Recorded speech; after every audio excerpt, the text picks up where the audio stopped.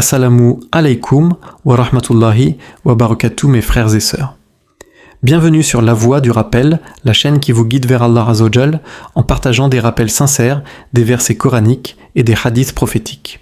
Frères, sœurs, as-tu déjà ressenti ce moment où ton cœur est là, mais ton esprit est ailleurs, tu marches, tu vis, tu souris même, mais à l'intérieur, quelque chose est brisé, tu pries, mais sans goût, tu lis le Coran, mais sans impact, tu fais les choses, parce qu'il faut les faire.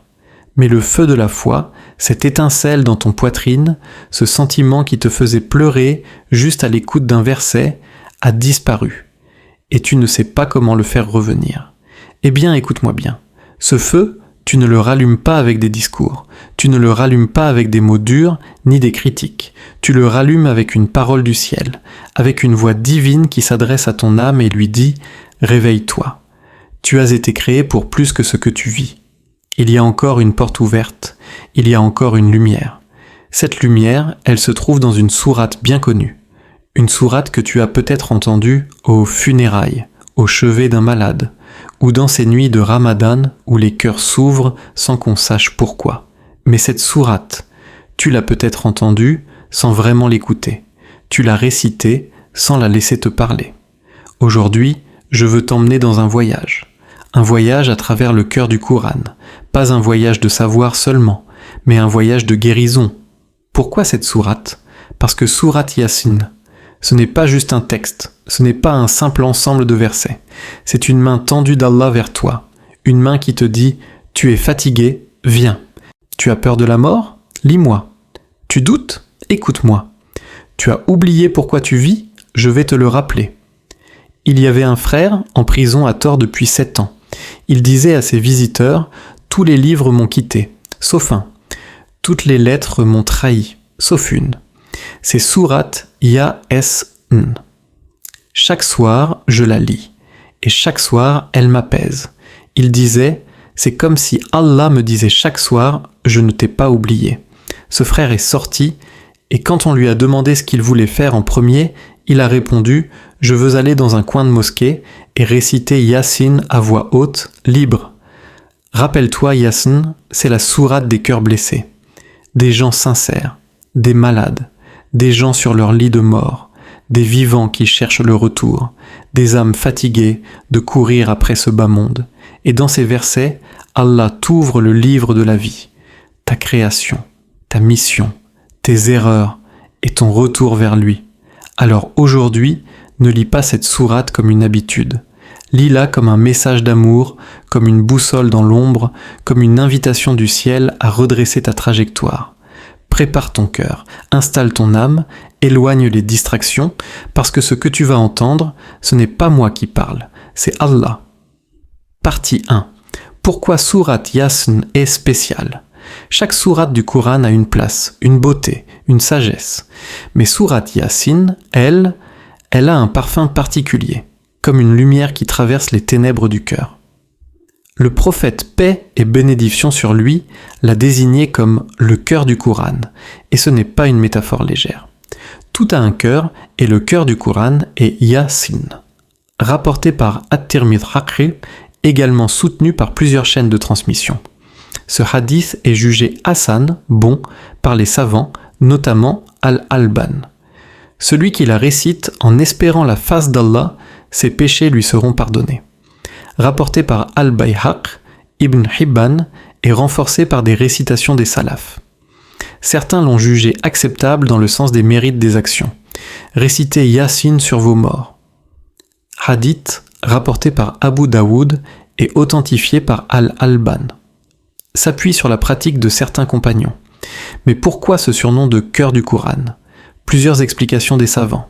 Elle contient tous les grands thèmes du Coran, le Tawhid, unicité d'Allah, la Risala, la mission prophétique, l'Akhira, la vie après la mort. Les preuves cosmiques de l'existence d'Allah. Le sort des peuples passés et l'appel au repentir. Ibn Qayyim, rahmahullah, dit « Yasin est comme un condensé du message divin, foi, preuve, récit et leçon. Elle touche le cœur plus que la raison. Contrairement à certaines sourates juridiques, comme Al-Baqarah, Yassine ne t'enseigne pas des lois. Elle te secoue émotionnellement, te fait pleurer, te réveille spirituellement. Elle te dit « Tu vas mourir, prépare ton cœur. Regarde la création, tout te parle d'Allah. Ne ferme pas les yeux comme ceux d'avant toi. » Elle est récitée dans tous les moments importants, quand quelqu'un est malade, quand quelqu'un meurt, quand tu cherches un apaisement, quand tu es perdu ou triste, quand tu veux faire une demande à Allah. Pourquoi ? Parce qu'elle ouvre les portes du cœur. Parce qu'elle tire les larmes des yeux les plus secs. Parce qu'elle rappelle la fragilité de la vie et la grandeur de celui qui la détient. Un jour, un jeune homme sur le point de mourir avait du mal à prononcer le shahada. Sa langue restait figée. Un savant présent commença alors à réciter doucement Surat Yasin. Et Subhanallah, au verset « Paix sur ceux qui ont suivi le droit chemin ». Le jeune homme sourit, et son dernier souffle fut « La ilaha illa Allah ». La lumière de Yasin a réveillé sa fitra dans son dernier instant. Surat Yasin, ce n'est pas une sourate parmi d'autres. C'est une lettre du ciel envoyée à ton cœur. Elle te parle quand tu n'as plus les mots. Elle te porte quand tes jambes ne veulent plus avancer. Elle te rappelle pourquoi tu as été créé et où tu vas. Partie 2. Le mystère des lettres, Yasin. Frère, sœur. Avant même que la sourate ne commence vraiment, 2 lettres apparaissent près devant toi. 2 lettres qui arrêtent dans la pensée ton souffle, Yasin. Comme si Allah frappait doucement à la porte de ton cœur et te disait « Écoute bien ce qui va suivre, ce n'est pas un discours ordinaire. » Ces lettres, que signifient-elles ? En vérité, seul Allah connaît le sens exact, mais les savants du Tafsir ont partagé des réflexions qui nous aident à en saisir une partie de la beauté. Première interprétation. Un appel au prophète paix et bénédiction sur lui. Selon Ibn Kathir et d'autres, Ya est la particule d'interpellation. O et San serait un diminutif affectueux pour Muhammad paix et bénédiction sur lui. Comme si Allah disait « Ô Muhammad, écoute bien. Ô bien-aimé, porte ce message avec patience. Ces 2 lettres sont déjà un signe de l'amour d'Allah pour son messager. Et pour toi, car ce message t'est transmis à travers lui. » Deuxième interprétation, un secret du Coran. D'autres savants, comme Mujahid et At-Tabar affirment que ces lettres font partie des Muqatta'at, lettres disjointes présentes au début de plusieurs sourates. Alif Lam, Ha, Kaf, et ici Ya, Es, N. Ces lettres ne sont pas là pour être traduites, elles sont là pour être ressenties. Elles sont là pour dire au lecteur « Ce Coran que tu t'apprêtes à lire est un miracle. Même ces lettres seules sont pleines de mystères. » Troisième interprétation, un appel au cœur distrait. Certains anciens, comme Ibn Ashba, disaient que Yasin est un signal divin, un cri du ciel qui réveille les âmes endormies. Comme si Allah disait « Ô toi qui cours après la dunya, arrête-toi, tu es sur le point d'entendre la vérité. » Un homme pieux, perdu dans ses péchés, entendit un soir Yasin récité dans une mosquée. Ces 2 lettres frappèrent son cœur comme un éclair. Il tomba en larmes et dit « C'est comme si Allah m'appelait personnellement « Yasin, ô toi, réveille-toi ». Ce soir-là, il fit Tauba, repentir. Et jusqu'à sa mort, il commença chaque jour par Surat Yasin, sagesse des Muqatta'at dans le Coran. Pourquoi Allah commence-t-il certaines sourates par ces lettres mystérieuses ? Les savants y voient plusieurs raisons. Pour mettre à l'épreuve notre humilité, accepter que certaines choses appartiennent à Allah seul. Pour attirer l'attention des croyants et des mécréants, car ces lettres intriguent. Elles forcent le silence. Pour montrer la puissance du Coran, même avec ces lettres, connues des Arabes, Allah a composé un livre que personne ne peut imiter. Imagine. Le Coran est le miracle éternel d'Allah, et ses premières lettres, sont déjà un mystère insondable. Si toi, tu ne comprends même pas ces 2 lettres, comment pourrais-tu prétendre comprendre tout le reste sans humilité ? Yasin.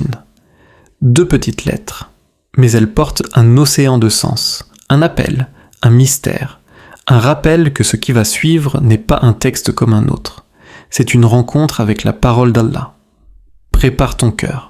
Car après ces 2 lettres, Allah va te parler. et peut-être que cette fois, tu écouteras avec l'âme. Partie 3. L'histoire des 3 messagers et du croyant courageux Wadrib lahum mathalan ashab al-qarya idh ja'aha al-mursalun. Donne-leur l'exemple des habitants de la cité lorsque leur vinrent les messagers. Yassine, verset 13. Allah nous raconte ici une histoire vraie, mais sans mentionner la ville. Pourquoi ? Parce que le but n'est pas l'histoire, c'est la leçon. Selon le Tafsir d'Ibn Kashir et d'autres, cette cité, selon plusieurs savants, serait Antioche, Antakya. Mais ce n'est pas confirmé. Ce qui compte, c'est que des messagers ont été envoyés à un peuple qui refusait d'écouter. Les versets clés du récit, verset 14, nous leur avons envoyé 2 messagers, et ils les traitèrent de menteurs. Puis nous en avons renforcé un 3e. 3 messagers, pas un seul. 3 preuves successives, et pourtant, ils furent traités de menteurs. Même si tu parles avec douceur, avec vérité, avec preuve, ceux qui refusent de voir ne verront pas. Verset 16, notre devoir n'est que la transmission claire. Les messagers n'avaient qu'un rôle, annoncer la vérité. Pas forcer, pas convaincre, pas menacer. Juste dire, voici la parole d'Allah, à vous de choisir. Verset 18, nous voyons en vous un mauvais présage. Si vous ne cessez pas, nous vous lapiderons. Violence, hostilité, arrogance. Tu vois ici le comportement classique de ceux dont le cœur est scellé. Ils menacent parce qu'ils n'ont plus d'arguments. Le tournant du récit, l'homme du bout de la ville, Waja'a min Aqsal Madina. Rajulun Yasra, et un homme vint du bout de la ville en courant. Verset 20, tout le monde rejette les messagers. Et là, un seul homme, sans autorité, sans pouvoir, court pour défendre la vérité. Qui est cet homme ? Selon plusieurs tafassars, il s'appelait Habib an-Najjar, Habib le menuisier. C'était un homme simple, pauvre, mais sincère. Il avait cru en Allah sans jamais voir les messagers. Et quand il a su qu'ils étaient en danger, il a couru vers eux au péril de sa vie. Son discours, versets 20 à 27, « Ô mon peuple, suivez les messagers, suivez ceux qui ne vous demandent aucun salaire. Pourquoi ne croirais-je pas en celui qui m'a créé ? C'est vers lui que vous serez ramenés. Je crois en votre Seigneur, écoutez-moi, quelle sincérité. Pas de débat, pas de théologie complexe, juste Allah m'a créé, je crois en lui, et je vous appelle à lui, même si vous me détestez. Le vrai courage, ce n'est pas de crier fort, c'est de dire la vérité, même quand tu es seul. L'injustice, son assassinat. Selon le Tafsar, le peuple furieux le tua à coups de pierre, puis écrasa sa tête. Un acte de haine contre la lumière. Mais écoute bien ce que dit Allah, juste après sa mort. Qu'il adkhulil jannat, il lui fut dit, entre au paradis. Verset 26.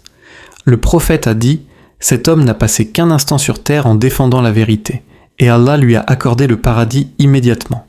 Rapporté par Ibn Hibban et d'autres, ces dernières paroles, si seulement mon peuple savait que mon Seigneur m'a pardonné et m'a placé parmi les honorés. Verset 27. Regarde, même après sa mort, même après avoir été tué injustement, il ne leur en veut pas. Il souhaite juste qu'ils comprennent, qu'ils ouvrent enfin les yeux. Quand tu connais la vérité, tu ne veux pas te venger. Tu veux sauver les autres, même s'ils t'ont blessé. Cet homme n'était ni prophète, ni savant, ni imam. Mais Allah lui a donné l'immortalité, en inscrivant son histoire dans le Coran jusqu'à la fin des temps. Partie 4. Les signes d'Allah dans la création. Versets 33 à 44. Frère, sœur, tu veux voir un miracle ? Tu veux une preuve qu'Allah existe, qu'il te voit, qu'il te parle ? Tu n'as pas besoin de regarder très loin, pas besoin d'aller à Makka, pas besoin de fouiller les livres scientifiques, regarde autour de toi, regarde le ciel, la mer, le soleil, la terre, ton corps, tout ce que tu vois est un message d'Allah, un verset vivant, un signe divin. Et dans cette partie de Yasin, Allah te dit, premier signe, la terre morte revenue à la vie, wa ayatun lahumul ardul maytatu ahyaynaha wa akhrajna minha habban faminhu ya'kulun. Un signe pour eux est la terre morte que nous avons ramenée à la vie, et nous en avons fait sortir des grains qu'ils mangent. Verset 33. La terre était sèche, craquelé, sans vie, et puis la pluie tombe, les graines germent et les fruits apparaissent. Tafsir, Ibn Kathir dit « Allah mentionne ce signe pour rappeler sa capacité à ressusciter les morts.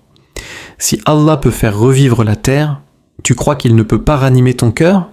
Tu crois qu'il ne peut pas réparer ta foi abîmée? » Deuxième signe, les jardins, les palmiers, les vignes, « Wajaralna fiha jannat min nakhil wa arnab, wa fajjarna fiha min al-uyun » et nous y avons mis des jardins de palmiers et de vignes et y avons fait jaillir des sources. Est-ce que tu t'es déjà demandé pourquoi Allah a choisi de parler de palmiers et de vignes ici? Parce que ce sont des plantes nobles, généreuses, nourrissantes, et elles poussent dans des terres que toi tu aurais abandonnées. Allah fait sortir la beauté du désert, il fait jaillir l'eau dans la sécheresse, et il peut faire jaillir la foi dans un cœur durci. Le tien, le mien. Troisième signe, le soleil. Wal shamsu tajra li mustaqar laha dhalika taqdiru al-aziz al-alim. Et le soleil court vers un gîte qui lui est assigné. Tel est le décret du Tout-Puissant, de l'Omniscient. Verset 38. Le soleil ne s'égare pas. Il ne prend jamais de jour de congé. Il court chaque jour selon un plan parfait. Les savants modernes ont découvert que notre soleil voyage réellement à travers la galaxie à une vitesse folle. Et Allah t'en parle dans un verset vieux de plus de 1400 ans. Toi, tu doutes d'Allah? Mais le soleil l'obéit chaque jour. Quatrième signe, la lune. Wal qamara qaddarnahu manazil hatta rada kal urjunil qadim. Et la lune, nous lui avons déterminé des phases jusqu'à ce qu'elle devienne semblable à une vieille palme recourbée. Verset 39. Observe la lune. Elle change chaque nuit. Elle se transforme, comme ton cœur. Parfois pleine, parfois absente, parfois fine comme un fil, mais même quand tu ne la vois pas, elle est toujours là. Ta foi aussi peut passer par des phases, mais tant qu'elle est orientée vers Allah, elle reviendra pleine. Cinquième signe, l'ordre du temps l'al-shamsu yambara laha an tudrika al-qamar wala al-laylu sabiqu lan-nahar wa kullun fi falak yasbahun. Le soleil ne peut rattraper la lune, ni la nuit devancer le jour. Chacun vogue dans une orbite. Le jour, la nuit, le soleil, la lune, tout tourne avec précision. Pas une seconde de retard, pas un écart. Et toi, tu crois encore que ta vie est entre les mains du hasard? Sixième signe, les navires sur la mer, wa ayas lahum anna hamalna zurriyatahum fal fulkil mashhun, un signe pour eux est que nous avons transporté leur descendance dans le vaisseau chargé. Verset 41. Ici, Allah te rappelle le navire de Nuh alayhi salam, et aussi tous les bateaux, avions, moyens de transport qu'il t'accorde. Tafsir, Ibn Kathir dit que ce verset évoque la capacité d'Allah à sauver l'humanité, même quand elle est en perdition. Même si tu te sens englouti par les vagues de l'épreuve, Allah peut encore te faire flotter, comme il a fait flotter le navire de Nuh. Toi, tu veux voir un miracle? Regarde ta respiration, ton cœur qui bat, ta peau qui se régénère, la pluie, le vent, les étoiles. Tout est miracle, mais tu ne les vois que quand ton cœur s'éveille. Et c'est pour ça qu'Allah dit « Wa ayatun lahum », un signe pour eux, pas pour tous, juste pour ceux qui veulent voir. Ces versets te demandent une seule chose, ouvre les yeux. Regarde la création, comme un rappel, un verset après l'autre. Le vent est un message, le soleil est une preuve, la pluie est une miséricorde, et tout cela te parle de ton Créateur. Si tu ignores ces signes, alors tu risques d'ignorer aussi le jour où les cieux seront repliés et où seul Allah subsistera. Partie 5. Le jour où les membres parleront, versets 65 à 83. Frère, sœur, le Coran ne te raconte pas juste ce qui s'est passé, il te prévient de ce qui va arriver. Et voici l'une des scènes les plus marquantes, celle du jour du jugement. Verset 65, le verdict final, L'yawma nakhtimu ala afwahihim wa tukallimuna aydihim wa tashhadu arjuluhum bima kanu yaksibun. Ce jour-là, nous scellerons leurs bouches, leurs mains nous parleront et leurs pieds témoigneront de ce qu'ils faisaient. Imagine, le silence. Ta langue ne peut plus se défendre. Tu veux parler, mais ta bouche est scellée et là, ta main parle, ton pied témoigne, Ton corps dévoile toute ta vie. Tafsir Ibn Kathir. Chaque membre racontera ce qu'il a fait. Les doigts qui ont tapé, les jambes qui ont marché, les yeux qui ont regardé. Tu peux mentir aux gens, tu peux même te mentir à toi-même. Mais ton corps se souvient de tout. Tu te rappelles ces pas que tu as fait vers un lieu interdit? Ces clics, ces messages, ces regards? Tu pensais que c'était oublié? Non, ton pied l'a noté, ton doigt l'a gravé, et le jour où tu croiras que tout est fini, ils vont parler contre toi. Verset 66, privation de vision et de direction, Walau nasha'a la tamasna ala aryunihim, fastabaku lissirat fa anna yubsirun, et si nous voulions, nous effacerions leur vue. Alors ils couraient vers le droit chemin, mais comment pourraient-ils voir? Allah te dit, tu crois avoir du contrôle? Si je veux, je peux effacer ta vision. Tu veux courir vers la vérité après l'avoir ignorée? Trop tard. Tafsir al-Qurtub. Ce verset montre que la guidance est un privilège divin. On ne revient pas à la vérité par orgueil, mais par miséricorde. Verset 67. La paralysie finale, Walau nasha'a'u lamassakhnahum ala makanatihim, famastata'u mudiyyan wala yarji'un, et si nous voulions, nous les métamorphoserions sur place. Ils ne pourraient plus avancer ni revenir. Ils sont figés, bloqués, pris au piège dans le temps, comme si Allah disait « Tu as avancé vers le faux toute ta vie. Maintenant reste immobile et regarde la vérité que tu as fuyée. » Verset 74. L'ironie de l'idolâtrie « Wattakhadhu min duni lillah aliha la'allahum yunsarun » et ils ont pris, en dehors d'Allah, des divinités pour être secourus. Tu te rappelles? Ces gens qui ont mis leur confiance dans l'argent, le pouvoir, les idoles modernes, ils vont découvrir que tout cela ne leur servira à rien. Le jour du jugement, même ton compte en banque se taira. Même tes amis les plus proches ne pourront rien dire pour toi. Verset 80. La souveraineté finale fa subhana alladha biyadi malakutu kullisha wa ilayhi turja'un, gloire donc à celui qui détient la royauté sur toute chose, et vers lui vous serez ramenés. Un savant disait, quand tu pèches avec ton corps, souviens-toi que ce corps témoignera contre toi. Et si tu marches vers la mosquée, vers la prière, vers le pardon, alors ce corps témoignera pour toi. Alors, dès aujourd'hui, fais en sorte que tes mains, tes pieds, tes yeux deviennent tes avocats, pas tes accusateurs. Yasn 5. Bienfait qui change ta vie. Frère, sœur, tu sais pourquoi sourate? Yasn est appelée le cœur du Coran, parce qu'elle touche le cœur. Elle te parle quand tu as peur, quand tu es perdu, quand quelqu'un que tu aimes est sur le point de mourir ou quand ton âme cherche la paix. Voici 5 bienfaits de Yasan que tu dois connaître. 1. Pour les mourants, récitez Yasin sur vos morts. Hadith authentique. Elle apaise l'âme, facilite la sortie et rappelle l'au-delà à ceux qui restent. 2. Pour le pardon, celui qui récite Yasin en cherchant la face d'Allah verra ses péchés pardonnés. Une récitation, tchasho, un nouveau départ. Pas besoin d'être parfait, juste sincère. 3. Contre les épreuves. Les pieux la lisaient quand les portes se fermaient. Quand tout semblait perdu, Yasin les reconnectait à Allah. 4. Pour bien commencer la journée, réciter le matin, elle aligne ton cœur avec le ciel. Tu ne vis plus pour ce bas monde, mais pour l'éternité. 5. Pour accompagner tes douas, elle ouvre les cieux avant tes invocations. Lis-la, puis demande à Allah ce que ton cœur n'ose même plus espérer. Yasin. Ce n'est pas juste une sourate qu'on lit pour les morts, c'est une sourate pour les vivants, qui veulent ressusciter leur foi. Frères, sœurs, ne récite plus Yasin comme une habitude. Récite-la comme une boussole pour ton âme. Voici 5 façons simples de vivre avec elle. Lis-la le matin pour commencer ta journée avec la lumière du Coran. Lis-la le soir pour apaiser ton cœur avant de dormir. Lis-la dans l'épreuve, quand tu ne sais plus quoi dire à Allah. Lis-la avant une doua, elle ouvre les cieux. Apprends-la, partage-la, fais d'elle un héritage vivant, pas juste un texte pour les morts.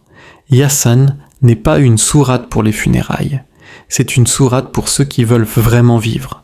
Frère, sœur, tu as entendu les versets. Tu as découvert les secrets. Tu as senti la puissance de Yasin. Maintenant, ne referme pas ton Coran pour recommencer à vivre comme avant. Parce que Yasin, ce n'est pas juste un texte à réciter. C'est un appel. Un rappel que tu es en mission. Un rappel que la mort arrive. Un rappel que le retour vers Allah est proche. Alors vis avec elle. Respire avec elle. Laisse-la parler pour toi quand ta langue sera scellée.